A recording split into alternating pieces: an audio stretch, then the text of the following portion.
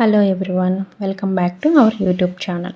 ఈరోజు నేను మన కిచెన్లో అందరికీ ఇష్టమైన ఎంతో హెల్దీ అండ్ ఈజీ రెసిపీని తయారు చేస్తున్నానండి. అదేంటి అని అంటే మునక్కాయ పకోడీ అనమాట. ఇది పిల్లల దగ్గర నుంచి పెద్దవాళ్ళ వరకు కూడా చాలా ఇష్టంగా తింటారండి.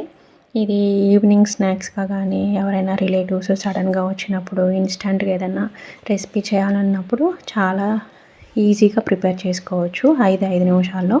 దీనికి ముందుగా కావాల్సిన పదార్థాలు: శనగపిండి, ఉల్లిపాయలు, పచ్చిమిర్చి, అల్లం, మునగాకులు, ఉప్పు, ఆయిల్.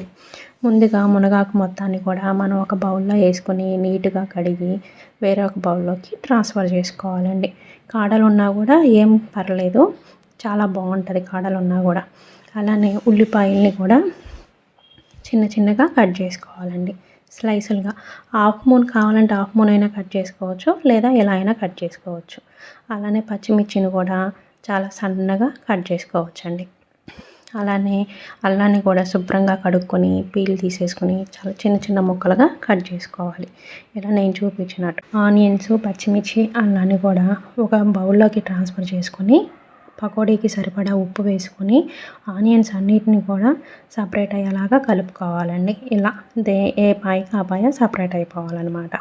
ఆ తర్వాత దీనిలో మునగాకు, శనగపిండి కూడా వేసుకుని కలుపుకోవాలన్నమాట. ఫస్ట్ వాటర్ ఏమీ యాడ్ చేయకుండా కలుపుకోవాలండి.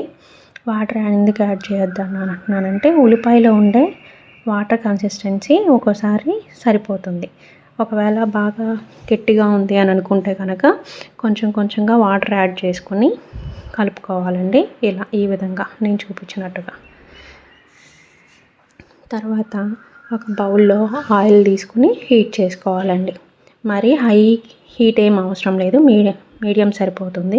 ఇలా హీట్ అయిన తర్వాత వేళ్ళ ద్వారా పకోడీని అంతా కూడా ఇలా వేసుకోవాలన్నమాట. ఆయిల్కి సరిపడేంత కూడా పకోడీని వేసుకొని పకోడీ అంతా కూడా ఎర్రగా వచ్చే వరకు వేపుకోవాలండి. ఇలా గోల్డెన్ కలర్ వచ్చేంత వరకు కూడా ఫ్లేమ్ని అడ్జస్ట్ చేసుకుంటూ హై టు మీడియం పకోడీ అంతా కూడా వేపుకోవాలన్నమాట. ఇలా వేపుకున్న తర్వాత పకోడీ అంతా కూడా ఒక బౌల్లోకి ట్రాన్స్ఫర్ చేసుకోవాలి. మీరు కూడా ఎప్పుడైనా పకోడీ ట్రై చేయాలనుకున్నప్పుడు ఇలా ఈ పకోడీని ట్రై చేసి ఎలా ఉందో రెసిపీని నాకు కామెంట్ చేయండి.